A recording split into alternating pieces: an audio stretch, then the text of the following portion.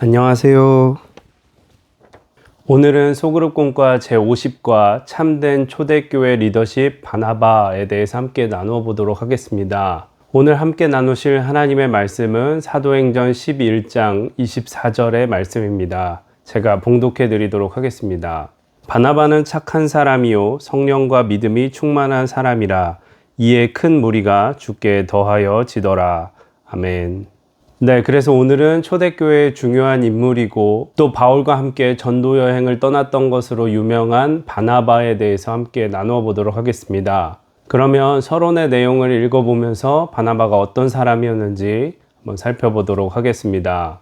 사도행전 10장과 11장은 이방 선교에 대한 주님의 관심이 나타난 본문입니다.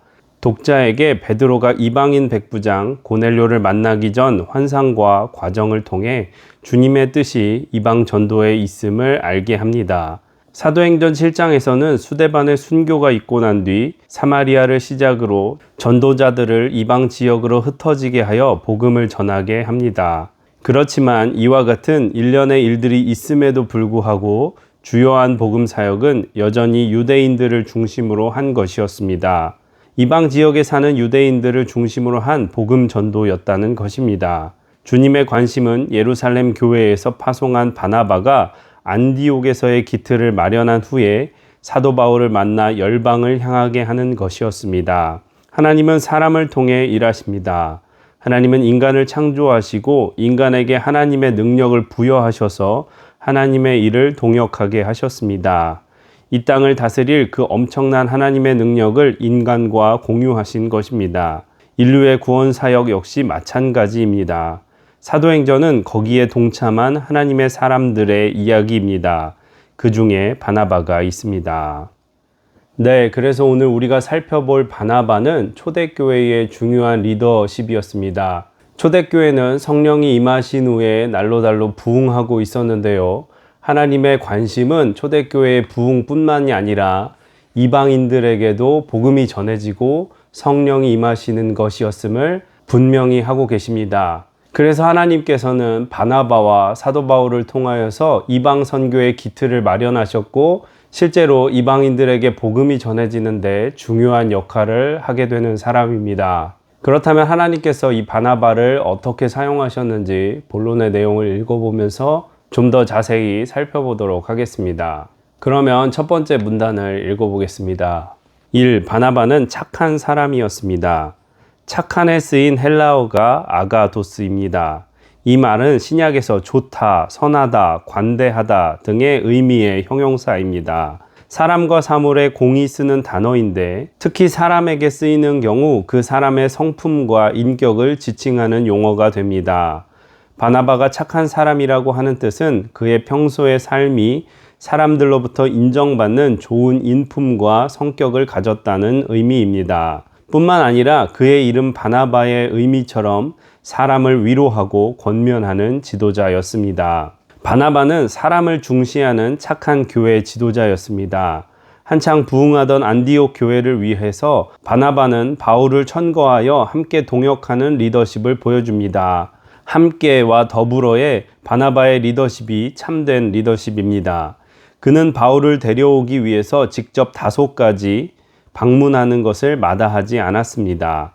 뿐만 아니라 바울과 함께 선교 여행을 다니는 중에도 실수와 마음이 약한 마가 요한 편에 서서 끝까지 그를 품었던 사람이었습니다. 호스피스 병동에서 임종하는 사람들을 연구한 발표 내용이 있습니다. 임종하는 사람들이 임종 직전에 보이는 반응은 사랑하고 아꼈던 사람에 대한 좋은 기억이라고 합니다. 반면에 임종 직전에 보이는 또 다른 반응은 내가 사는 동안에 돈을 좀 더 많이 벌었어야 하는데 라거나 지위에 올랐어야 하는데 좀 더 명예를 가졌어야 하는데가 아니라 내가 그때 사랑했어야 하는데 더 안아주어야 했는데 좀 더 이해했어야 했는데 라고 합니다. 하나님의 관심은 한 영혼에게 있습니다. 천하를 주고도 바꿀 수 없는 한 영혼을 사랑하고 끝까지 아끼는 바나바와 같은 착한 리더십을 하나님께서 기뻐하십니다. 네, 그래서 오늘 우리가 읽어본 것처럼 바나바는 섬기명 리더십, 또 사람 중심의 리더십의 표본입니다. 세상에서는 강력한 목표와 의견을 내세우고 또 사람들을 잘 독려하고 또 다양한 재능과 카리스마로 사람들을 이끄는 것을 좋은 리더십이라고 합니다. 그러나 교회에서는 한 사람 한 사람의 영혼을 살펴보고 그 사람들이 예수 그리스도를 만날 수 있도록 주님께로 인도하는 것이 좋은 리더십입니다. 그래서 교회의 리더십은 내가 리더가 되는 것이 아니라 다른 사람들이 우리의 리더이신 주님께로 잘 나아갈 수 있도록 섬기고 도와주는 것이 좋은 리더십이라는 것을 바나바를 통해서 알 수가 있습니다.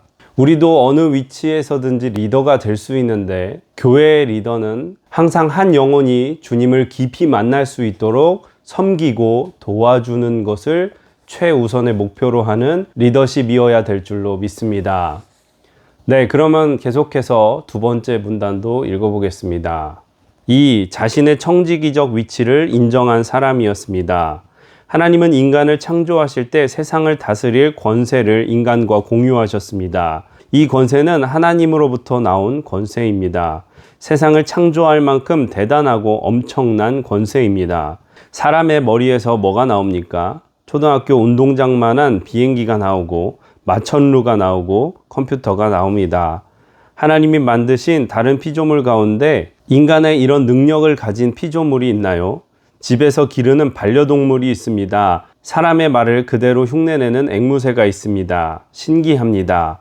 그러나 아무리 앵무새를 사람이 훈련시킨다 해도 사람의 능력을 갖추지 못합니다. 개가 아무리 똑똑하더라도 훈련시켜서 연필 한 자루를 만들어냈다는 얘기를 듣지 못했습니다. 그러나 아무것도 할 수 없어 보이는 이제 막 태어난 아이의 머리에는 세상을 다스릴 권세가 주어져 있습니다. 이 권세는 모든 피조물 가운데 인간에게만 부여하신 것입니다. 그런데 인간이 이와 같은 엄청난 능력을 하나님으로부터 받았다 하더라도 인간은 하나님이 아닙니다. 인간의 위치는 청지기입니다. 하나님은 온 세상을 만드시고 나서 인간을 맨 나중에 만들어서 이 세상을 하나님과 함께 다스리기를 원하셨습니다. 그곳이 에덴 동산입니다. 그런데 왜 최초의 인간이 에덴에서 더 이상 살지 못하고 쫓겨났습니까? 인간의 자리인 청지기의 위치를 오해했기 때문입니다. 세상을 다스릴 권세가 있으니까 청지기가 아닌 주인으로 착각한 것입니다. 에덴에서 쫓겨난 첫 사람의 후손들인 우리 역시도 이것을 망각한 나머지 똑같은 모습으로 주인 노릇을 하고 있습니다. 세상을 잘 가꾸고 보존해야 하는데 남획하고 무분별한 개발 등으로 파괴하고 있습니다. 이 청지기직을 망각한 인간의 만행은 그대로 인간에게 돌아오고 있습니다. 전쟁, 핵무기, 인종차별, 계층 간의 갈등, 병들어가는 지구, 이런 단어들은 청지기직을 망각한 인간들이 만들어낸 단어들입니다. 인간이 만든 재앙입니다. 바나바는 자신의 자리, 즉 청지기 사명을 분명히 알고 있는 하나님의 종이었습니다. 자신이 부임했던 안디옥 교회가 날마다 부흥하자 거기에 주인 노릇하며 안주하지 않고 바울을 천거해서 함께 동역했습니다. 세상을 주님 앞으로 인도하자는 바울의 의견에 동의해서 함께 아시아 선교 여행에 동참했습니다. 그러다 사도행전 15장을 끝으로 사역의 무대에서 조용히 물러납니다. 이후에 더 이상 바나바의 이름이 등장하지 않습니다. 바나바의 사명은 11장에 나온 것처럼 안디옥 교회를 교회답게 세우는 일이었고 또 사도 바울을 자신의 후임자로 삼는 청지기의 모습입니다. 하나님의 뜻 이루는 모습입니다. 이 모습은 구약의 모세를 떠올리게 합니다. 모세가 출애굽한 이스라엘 백성들을 이끌고 40년 광야 생활을 하면서 온갖 고생을 한 것은 자타가 공인하는 사실입니다. 그렇게 꿈에도 그리던 가나안 땅을 목전에 두고 결국 모세는 들어가지 못합니다.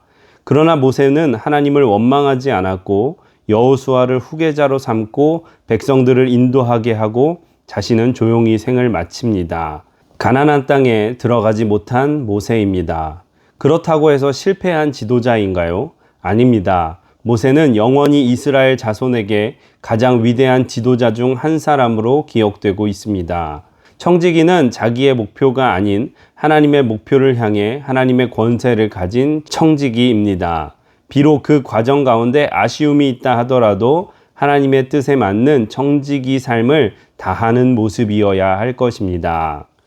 네, 그래서 청지기란 어떤 소유나 가치에 있어서 주인이 따로 있고 그 주인의 권한을 이임받아서 그것을 다스리고 가꾸는 사람을 청지기라고 합니다. 주님은 우리에게 세상과 또 이 땅의 교회를 위하여 청지기의 임무를 맡겨주셨습니다. 우리는 주님의 권한을 받아서 이 땅을 잘 다스리고 또 이 교회를 잘 섬겨야 할 의무와 책임이 있습니다. 그런데 우리가 쉽게 착각한 것은 내가 주인인 양, 이 모든 것이 내 것인 양 생각할 때 우리는 청지기직을 착각하게 되는 것입니다. 주인이 오셨을 때 우리는 이 모든 청지기직을 주님께 돌려드리고 주님 앞에 우리의 사역에 대한 평가를 받게 될 것입니다. 우리는 두렵고 떨리는 마음으로 이 청지기직을 성실하게 잘 감당해야 될 줄로 믿습니다. 우리도 바나바의 모습처럼 주님 앞에 청지기적인 리더십을 잘 세워가는 저와 여러분이 되시기를 부탁드립니다. 네, 이렇게 해서 소그룹 꿈과 제50과 성경의 인물 바나바에 대해서 함께 나누어 보았고요. 나눔과 삶의 적용을 천천히 읽어보시기를 바랍니다.